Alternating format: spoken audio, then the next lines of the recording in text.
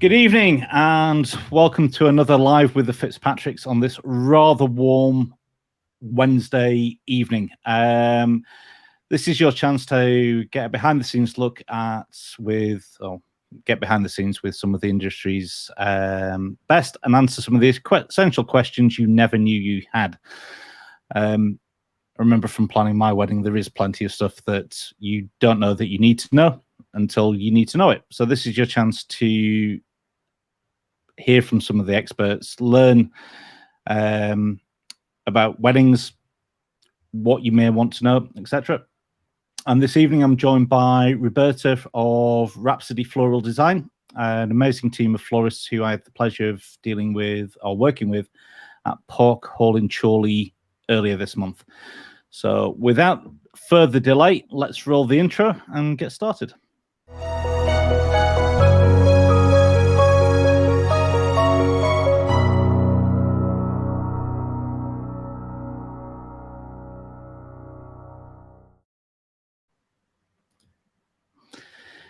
Hello. Hello. Hi, Roberta. How are you doing? I'm well, thank you.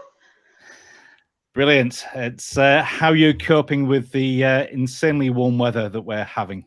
I'm not. It's too warm, and our house is like an oven. And under the Velux, which is insane. Under the I'm not in the right position. But anyhow, hopefully it will cool down. Fingers crossed. It's lovely to have you here, and thank you very much for agreeing to join the session. Good idea. So I had the pleasure of meeting you. It was Esther's wedding in Park Hall in Chorley. Yes, lovely bride, lovely flower choices. Yes. It was my first time photographing at Park Hall. I've been very, very close to the venue, and I think I mentioned this to Esther on the day, that I'm pretty sure when I was much, much younger, I think most people will know Park Hall as the hotel close to Camelot, the theme park that is no longer there. I know where you're going with this. Did you work at Camelot? I didn't work at Camelot. I did. You worked at Camelot? Yes. I've visited several times, but I never actually worked there. But I do remember one year that my dad made a big thing that we were going to go and see the fireworks at Camelot. Right. Me and my brother both assumed that this meant that he'd got tickets and we were going to go in and enjoy the show. My father, being slightly more prudent with money, decided that we didn't actually need to go into Camelot to see the firework display. So we drove to the car park at Park Hall. Well, which, as far as he was concerned, was close enough to see the fireworks, and there was no necessary need to. Hey, it makes sense. The fireworks go up into the sky. You don't need to be behind a certain. That is true. Fair But so dad is what I'd say. Yeah, I disagree. Or certainly the 10-year-old would probably disagree. They probably would as well. So but yeah, it was lovely to be there, and your flowers were stunning. So it's very much. Amazing to have you on, and thank you for joining. So first of all, do you want to give a little bit of background on Rhapsody Floral? So Rhapsody Floral Design, we're actually celebrating our 10-year anniversary this year. Oh, congratulations. Probably was it a week or two, maybe a week or so ago, actually. So that's really exciting. I don't own the shop. That's Rachel. Yeah. Rachel Cook owns the shop. I work for her. She's a lovely lady to work for. Super, super positive and creative. So she's run the shop now for 10 years. It's not just a wedding florist. Yeah. We do everyday flowers. So we do, thank you bouquets, birthday bouquets. We obviously also do funeral work. But we're all really passionate about weddings. And like I say, we're very much a team, and we all participate in your wedding. Whoever books with us, it's a team effort. And so we do a bit of everything. I think we are passionate about being part of people's big occasions in their lives, and I think that's probably goes for you too. I'd guess. I think the everybody I've spoken to as part of this show, I kind of reached out to because they're people who I felt were passionate and actually loved what they were doing.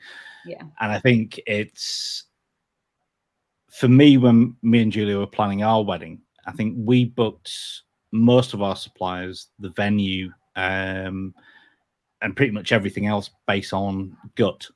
And it's something I recommend to a lot of people who, 100%. when I speak to them early on, who are kind of like, yeah, we've got 5 or 6 venues we want to go and see, or we're looking at florists, or we're looking at entertainment. My piece of advice I give everybody is just go on gut, because it's how the people who you work with on your wedding day, you spend a surprising amount of time with. I mean, I've seen the amount of time that I think some people assume that florists just turn up, dump the flowers off, and then straight out the door again.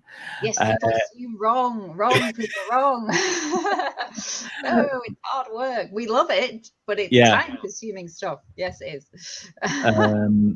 And this is the thing, it's kind of that you want the people who are going to be part of your day to be as excited about your wedding as you are. So when me and Julia booked our wedding, it was the people who we had that instant connection with, and it's yeah, I think it's absolutely 100%, because I think the biggest compliment we get, or I certainly enjoy getting at least, is when you get an email or a phone call and somebody says, you know, you just made me feel comfortable, you made us, you sort of relit that fire of excitement, especially you know, since the pandemic, and you know, there's been a gap between seeing, you know, photographers or florists or venues or whatever, and you know, to get that email or that phone call to say, you know, yeah, thank you, you got us excited about this, you picked up on all the things that were important to us and you took it to heart, and that to me is what it's about, you know, and that sort of personal connection that you do make with the couples. Not that you always see, as florists, you don't always see the couple, sometimes it's just bride and mum or whatever, but yeah, I think that for me is one of the biggest things, really, that sort of rapport and building that connection with somebody and being excited for them, you know.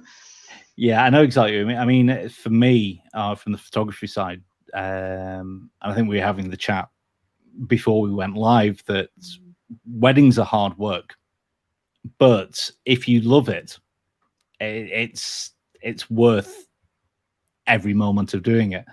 Like, you're crazy to want to be involved in the wedding and venue and dressing or whatever industry, or but it's just I think it's that sort of, I don't know, it's not only is it creative being a florist, which for me personally and for everyone that I work with, I think is a massive part of it, being able to be creative, is creative outlet. But it's knowing that there's an end point to that, and it's for somebody and for something really special. And you know, and then the buzz of setting it up and getting those photos afterwards from you or someone in your industry. You know, it's just really exciting. It's just it's exciting. No, it's I know exactly what you mean, because it's, I think for me, one of the biggest compliments is just that, kind of like, yeah, you made it just seem so easy. And I think weddings can be either stressful or not. I think that depends on the people who you surround yourself with and the support you have. And again, I would agree with that 100%. Like, you know, we send out sort of almost sort of like schedules of you know, where we're going to be up to and what we would expect from our bride, so that we're always in communication.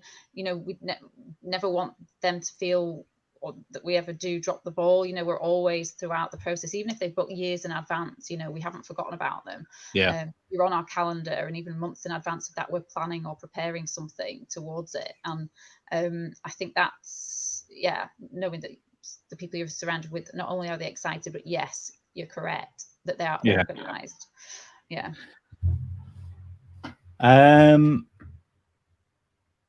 So I think you've answered my other question, which was, what do you love about weddings? Yeah, well, which I looking at my notes here, I love consultations, is what I was going to say, which does pick up on everything that I've said, because it's meeting people and it's find out what's important to them. yeah. So yeah, yes, I have answered.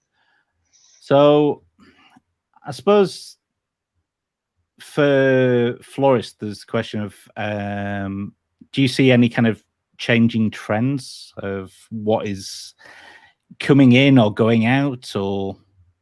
Yeah, I mean, this year has seen a lot of sort of dried flowers, Yeah, pampas grasses, or just actual flowers in different sort of because they sort of look sort of more pastel-y when they're yeah, dried off. So dried flowers, I think, is something that is here to stay, but it's not everybody's cup of tea. So I think it's sort of a slightly niche sort of a look, if you yeah, like, that might become more mainstream as we move into next year.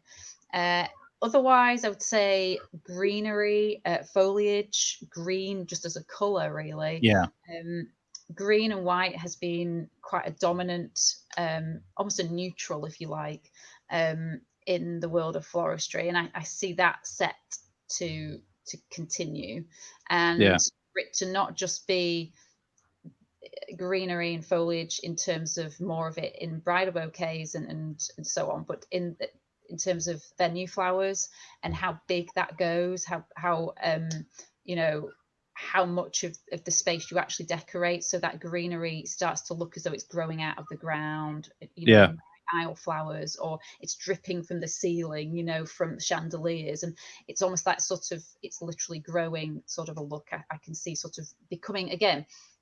It's not that it isn't here now, but it will become more mainstream. yeah, And I think also, especially since lockdown and things like that, the personal aspect, we've talked about that, in terms of that rapport, but that personal aspect that people want to bring into their weddings, whether it be a locket that gets attached to a yeah, bouquet, or something that's, a little private joke or whatever between the couple, something attaching to a top table arrangement, or again, a corsage. And in fact, talking of corsages, I think wedding jewelry is floral jewelry. When I say that, I mean sort of corsages are traditionally, you can't see my sort of lapel here, but yeah, as the camera, just a little sort of piece there. You can get them to where they literally come over the shoulder, and that they're almost sculptural. Floral necklaces. Some brides might even opt for that sort of adornment versus a traditional bouquet, or even yeah, halo flowers. So those sorts of things, I think, are, yeah. So dried flowers for sure, greenery, foliage, um, uh, personal objects being added, and what was the last one? yeah. Just I've seen corsages for jewelry. the personal items, especially for, I think, members of the family who couldn't be there. Yeah, That 100%. those Yeah, kind of lockets added as part of the jewelry to the bouquet, which yeah, is a really nice touch of having somebody close with you who can't be there for we one can't reason or be another. there. Yeah, Yeah, exactly. I mean, I worked as a florist for years in America, and I think a lot of my way of thinking probably comes from doing floristry there, where I think, they do everything a little bit different over there. But I mean, they do yeah, have more, there's wreaths and there's this and there's that. But I think that those personal touches, we were sort of thinking about those things over there years ago, and it has taken a time to trickle over to the UK. And I think now is the time. And like I say, because of the pandemic, it really has sort of encouraged people to make their weddings more personal yeah, again. It's not just being, oh, it's a big show of whatever. It's a show of them and their relationship. yeah. I think Or like you say, there's people who aren't there. um, a lot of the people I speak to. I think similar to florists and anybody else in the industry, you're talking to people both sides of the pond, because it's interesting to see what happened in America, and it always tends to make its way over on social media, and then it's Yeah. picked up on here a year or two later. Yeah. I think even in America, where the idea of like 200 guests to a wedding is not abnormal, they're now talking that post-pandemic, smaller weddings, more intimate weddings, where it's potentially something that may last longer. That's not to say that big weddings are not something are going to happen, but this idea that you have to have a huge wedding is now, I think, being questioned by a lot of people. It's like choosing what you want to do. So whether it's that amazing venue and scaling back on the size of your wedding so you can have the bits of your day that are really important to you, rather than just ticking, yes, every member of the family was invited along. Yeah, I think a lot of people can be pressured by what people around them have either done before, or an expectation of what should be done, like you're saying, in the past, what is traditional, you know.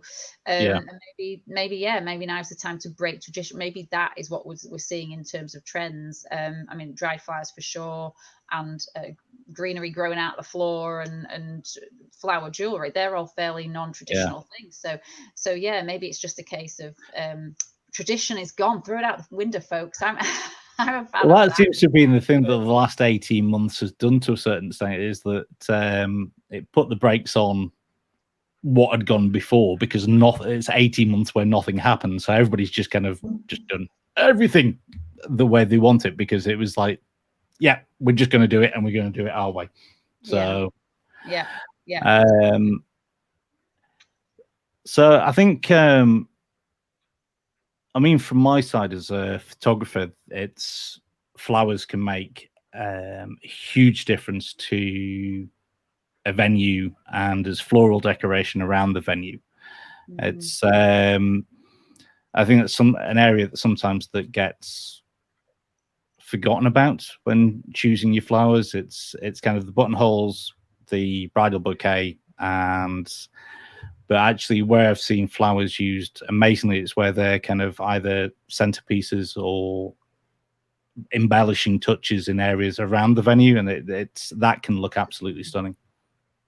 Yeah, and I think making sure your flowers are specific to the venue that you have chosen, because like you're talking about right at the beginning, about having that gut feeling. You choose a venue, it's almost like choosing a house. You know, you walk into it, you want to feel those fuzzy, warm feelings, and you want to then exaggerate that with flowers. And even choosing your photographer, you want your photographer to capture that feeling.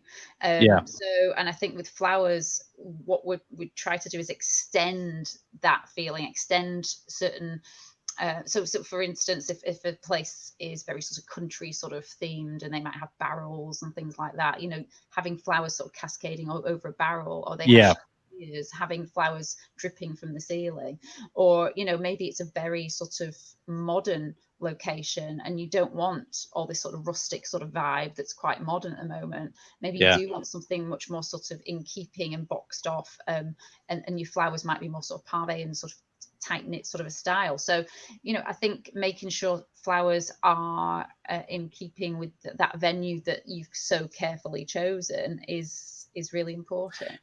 Yeah, I think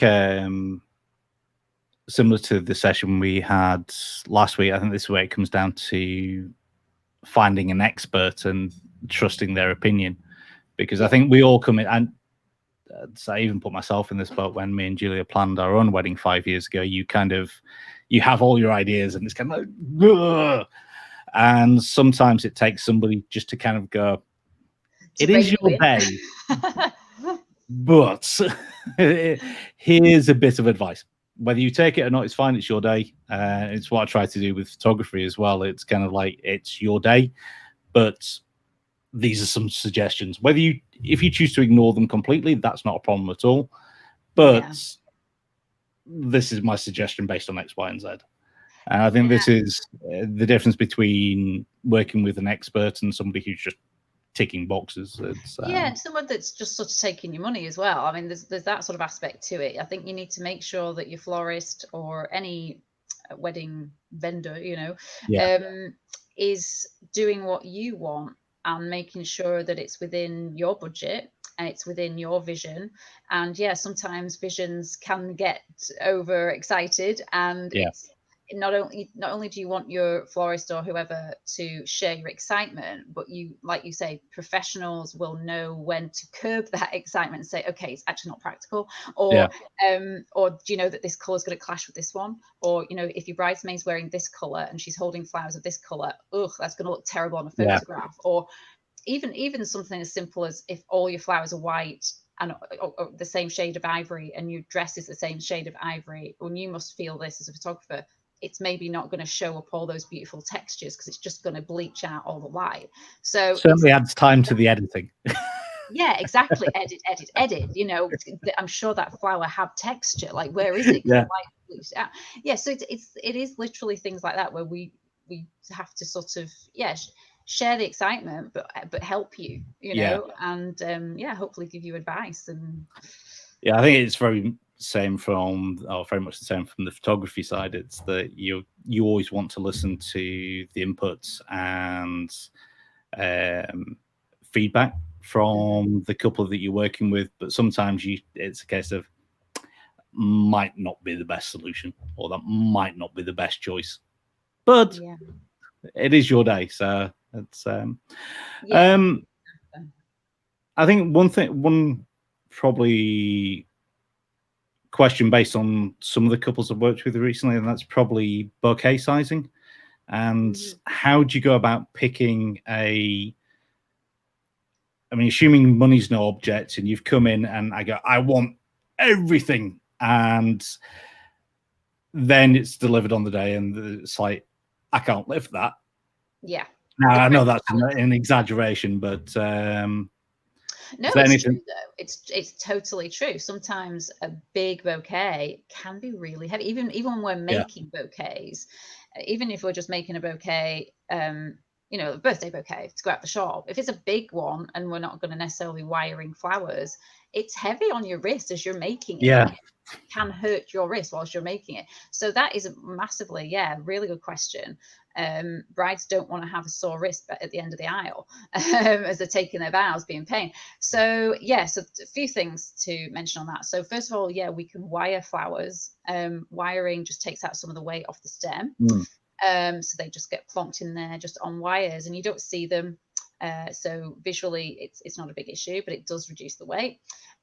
Style of bouquet will definitely dictate how heavy something is, but also how sort of big it is in the overall sort of picture of things. So you can get sort of these very big sort of, especially at the moment, very big branchy, if we talk about those greenery sort of vibes that we were talking about before. You can get some really big bouquets. I'm doing this, I'm very expressive, sorry. That's fine. I usually have to keep my hands planted on the desk, otherwise they start shooting everywhere as well. Oh, no, I'm not good at that. I've reached the age of 40 and the hands are going.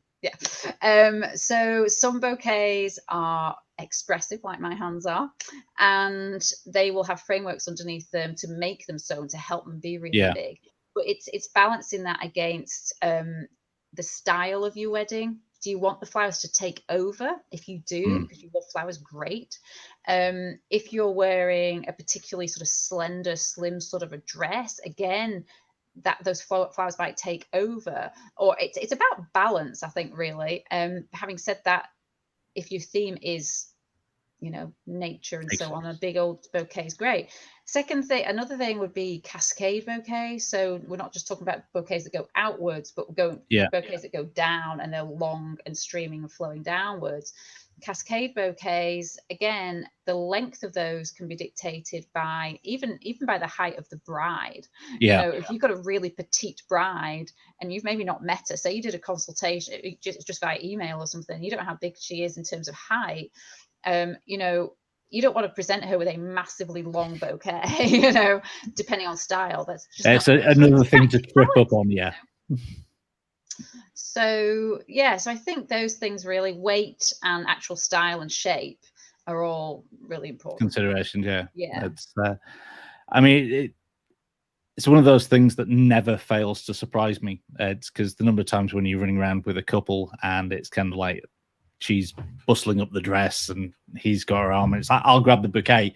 And some of the larger ones, you just kind of go to scoop them up off the floor and it's like, that's heavier than expected. Weight down, like, how have you been carrying this? How is your arm still attached to its socket? Yeah, exactly. So we try to do all those things for you. We consultation, because we do free consultations. You know, you can come along and talk about what you want, but we will stop you if we think it's going to rip your arm off with weight or or whatever. You know, we try to be practical for you. Because I mean, it's I think it's important that those flowers play such an important role in the photography, and kind of you spend a not unsubstantial amount on the flowers than decoration. You want them to be part of your story, but if you're having to put it down every 2 minutes, then it's a case of probably the last question, and this was probably more from Julia, my wife, than anything, is that she's allergic to just about everything and suffers massive hay fever.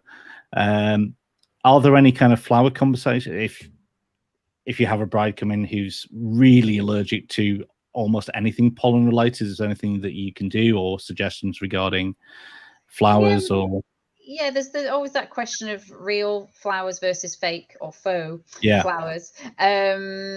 And for me, real flowers are, for me as a florist, I love real flowers. That's what I love flowers. No brainer. They're delicate, they have scent, and seasonally they're going to work with the day, with the weather, with the environment that they sit in. They're going to really look beautiful. But having said that, silk flowers are a wonderful alternative. And somebody that has allergies, silk flowers, they don't have any of the pollen in, obviously. You lose the scent, but you can always spray them with things, perfumes and so on. And in terms of color, with silk flowers, you're not reliant on nature. You're reliant on what color of dye can you get, and out there the range is endless, and silk flowers are becoming better and better in terms of how realistic they look. I know there's certain flowers I've come across where I've had to do a double take to make sure. It's I'm sure as a florist it's easier to spot, but silk are great because you can manipulate them. It sounds awful, but you can sort of bend the stems to go in the direction you want them to, whereas a natural one will snap. So there are pros and cons, and silk flowers can be inexpensive in comparison to fresh, but with fresh you're paying for what they are, and they're beautiful, and so it really is. But in terms of hay fever, which is what you asked me, take your medication on the day. That's the biggest part of advice. And maybe silk, or even dried. We're talking about dry being such a big trend at the moment. Dried flowers are great because you've not got to have that active pollen.